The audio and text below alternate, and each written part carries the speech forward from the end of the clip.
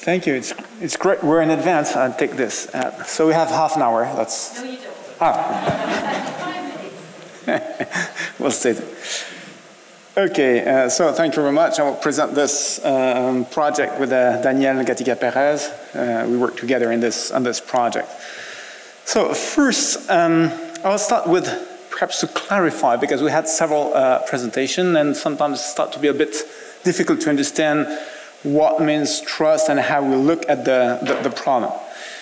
The first point is that we try to work on two major issues for media. It's engagement, because if you don't have engagement, you go nowhere. And then to have trust. Why trust? It has been said many times, but it's really the factor number one, according to the World Media Congress, for the evolution of the media business. So it's something that has really impact. What we look in a special way, it's about automatic aggregation.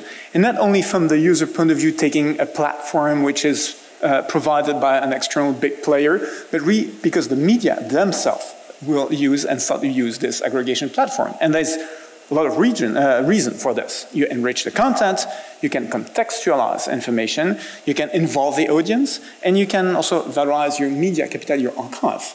So it brings really a strong richness. But with the issue of fake news, fake news is not only somebody who wants really to send a fake news. It's also when you aggregate in not very accurate way things, you generate a fake news. It's not an intentional one, but it will be a fake news.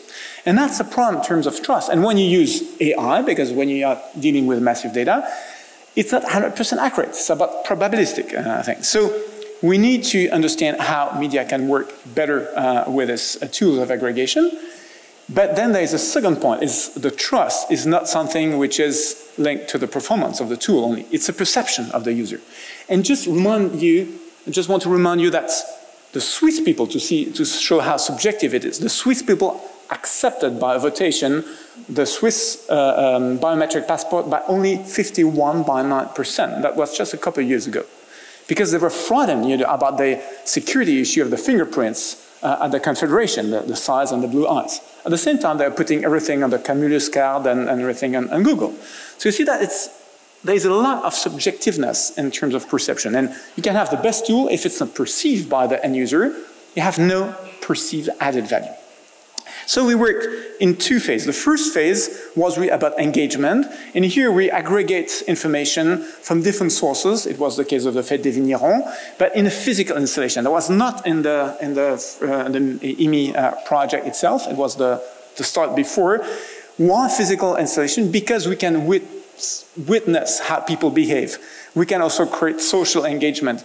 We can work with different tools, and when we do physical operation with the media, it's really an inspiration for what we can do in the digital world. So based on this observation, we were able to see that we can get impact on engagement and perception. So here we're using already AI tools to aggregate this content, and we're already showing some metadata to the public. We saw that it's really dependent from the context of presentation, that the image is a very strong way to engage with people in this aggregator, and that we could have a global increase in content value. So based on this, we're able to move, and that was really the IMI project, on something which is really focusing on online, very specific online platform and trust. And here we make very specific markups. So we had two hypotheses. The first one is to structure the media by sources. That's coming also from the literature. Can we gain trust by this, by showing first the sources of information? And the second thing is how we can use the indicators of the aggregation to increase the transparency. We made an experiment with 6 different layouts, and the whole project, I must say, was done by Hélène Portier and with the whole EPFL Lab team. She's here, so we can discuss with her later. And here we really had these 6 layouts based on very minimalistic design to have very specific parameters where we could study the impact of user. Here we had more than 200 people online due to the COVID testing, and we could show that on the design part, the media saturation is really significant, that the indicators have impact, but not always how we could think they have, because you have strong bias in terms of perception issues. For instance, what's the impact of the human indexation versus the AI is not easy to understand. The second thing is also complexity. People say, oh, now I try to understand things. In fact, when you try to look at what they understand, they didn't understand so much because it's too complex, usually what we deliver, and they're a bit lost at the end. How so they can use it on a long time, not for the first time, but that it really create a value over time. That's something which is also critical. And then it was also to show the need for a new generation of indicator. To have this, in fact, it's not a work just in terms of design, but I think what makes really the project unique is that we're able to create a framework together with the EDIAP, with Professor Daniel Gatica-Perez from the Computing Social Group, so that it's not a tech-driven innovation, or it's a design or user-driven. It's really putting a pipeline together, the technology, the user experience, and user observation, and progressing together how we can build a full pipeline. So Daniel, I'll let you give you some words about the AI work that you have done. So Nicolachos mentioned the importance of visual information in the pipeline that has been constructed here. And for that, we used standard techniques in deep learning to characterize images and annotations. So what you see on the left of this slide is what you could consider a query where there's an image and the caption that can come, for instance, from a social media post or from a collection coming from other source. And we have explored standard techniques, as I mentioned, to characterize what's in the image as it relates to the objects it contains, or the type of scenes it depicts, or even the parts of the scene that it contains.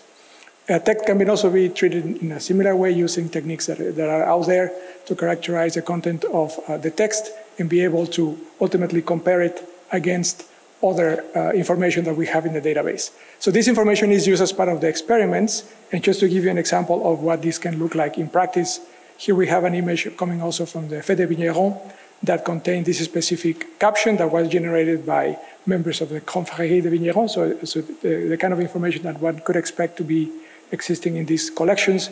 And what the machine learning part can add to this is essentially a process of enrichment in which you can actually have segmentations of images being produced. In addition to that, an estimation of what objects are in there with a certain degree of confidence. This is a kind of technology that was tested and implemented in the experimentation that Nicolai just presented. So to conclude, I think what is interesting in this project is that we try to address key challenges for the media industry, but also I think globally for the democracy and for the technology advancements. We see how technology can lead to innovation. Innovation is about also adoption. I think beyond its commitment, so the project has really built a relation how we can work together between design research, defining user experience, understanding the key factor of adoption, and the technological advancement, see how we can move together in one pipeline. And now we can look for real implementation, but also academic contribution. And the key factor of success have been really identified because it's really a big challenge. It's a complex challenge to address this notion of perception of trust. And so now we can really open a work towards a new generation of indicator and have much stronger impact for the future for media. Thank you very much.